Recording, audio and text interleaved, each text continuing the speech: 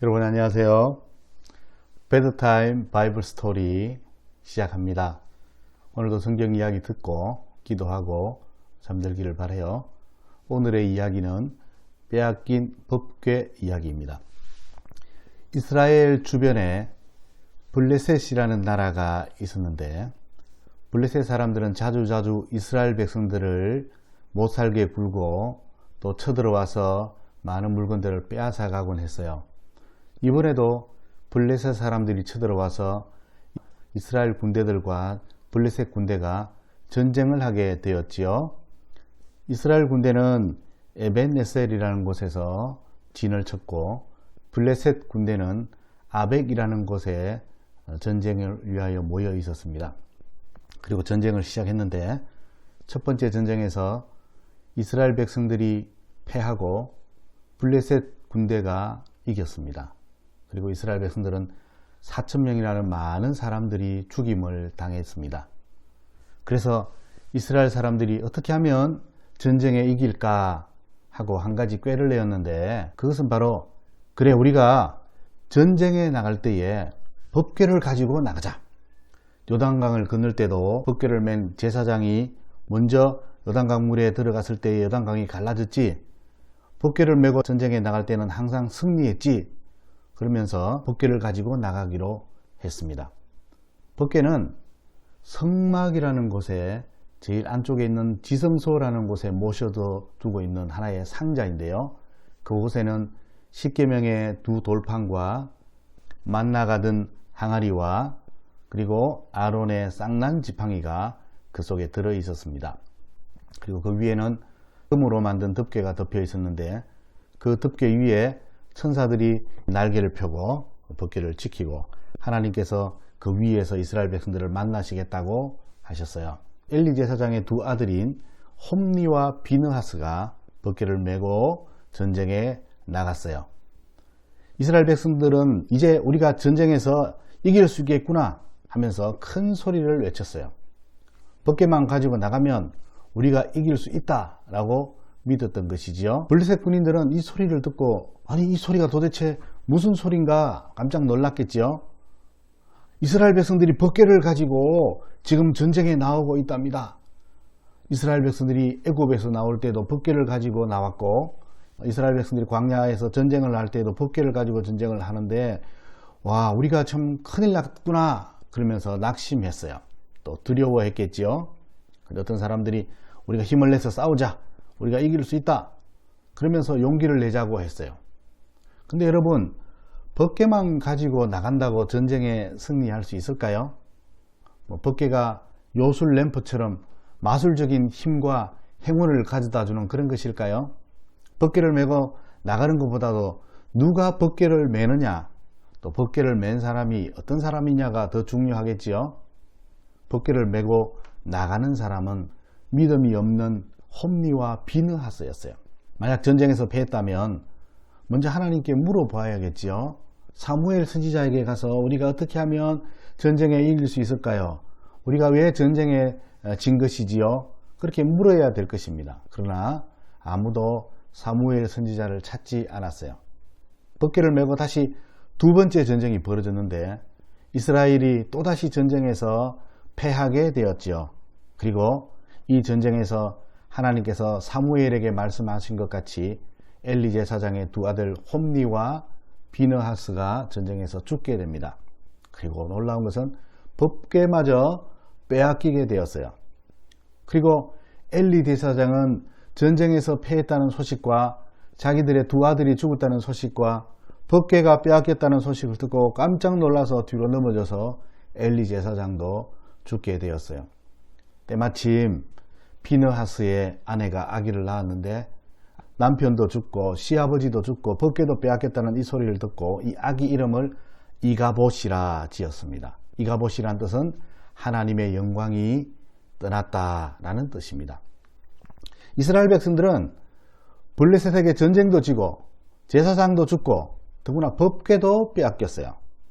블레셋 사람들은 빼앗은 법궤를 가져다가 아스돗이라는 곳에 자기들의 신인 다곤이라는 신을 모시는 신전에다가 법궤를 두었어요.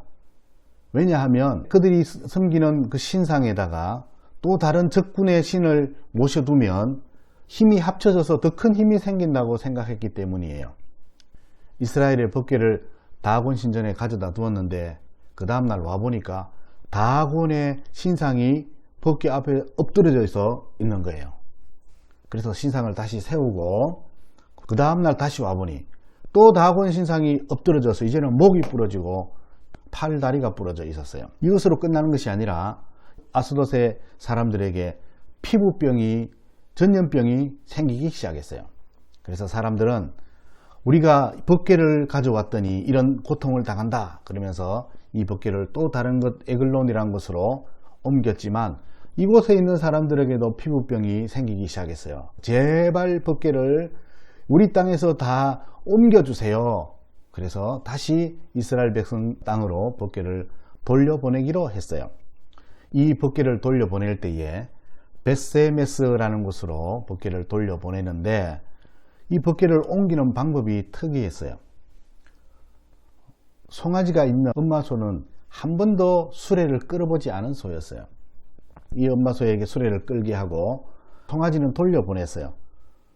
젖먹이는 엄마소는 송아지가 보고 싶을 것이고 한 번도 수레를 끌어보지 않았기 때문에 수레를 끄는 멍에가 불편했을 것이기 때문에 이 벳세메스로 가는 길이 쉽지 않았을 거예요. 그래서 블레셋 사람들은 그럼에도 불구하고 이 암소가 날뛰지 않고 벳세메스로 간다면, 그렇다면 이 피부병은 하나님께서 보낸 것이라 믿자, 그렇게 생각했어요.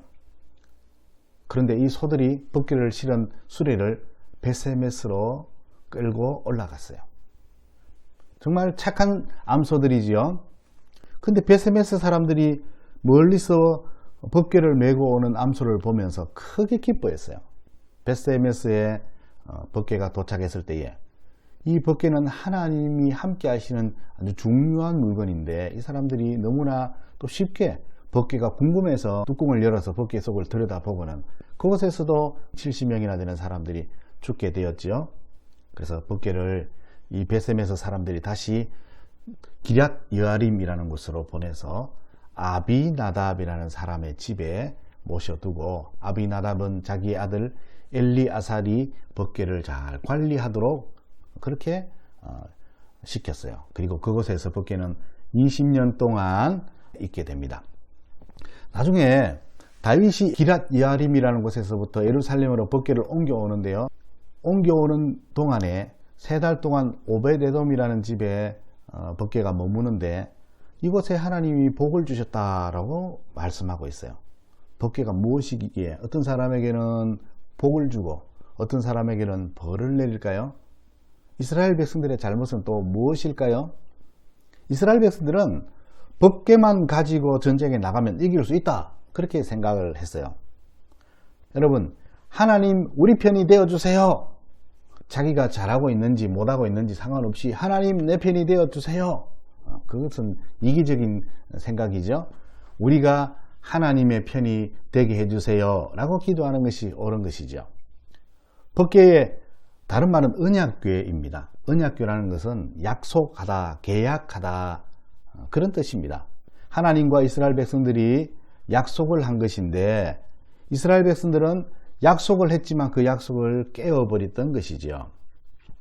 법궤는 하나님 믿겠다라는 약속입니다.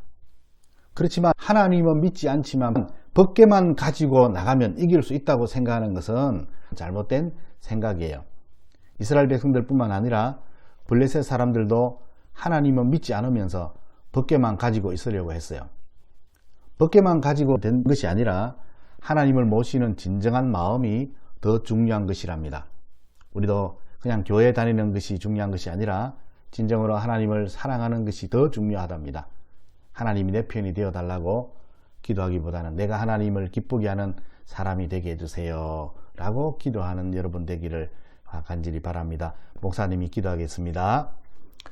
예수님, 오늘도 지켜주셔서 감사해요. 우리도 교회만 다니는 사람이 아니라 하나님을 기쁘게 하는 사람이 되게 해주세요. 예수님의 이름으로 기도합니다.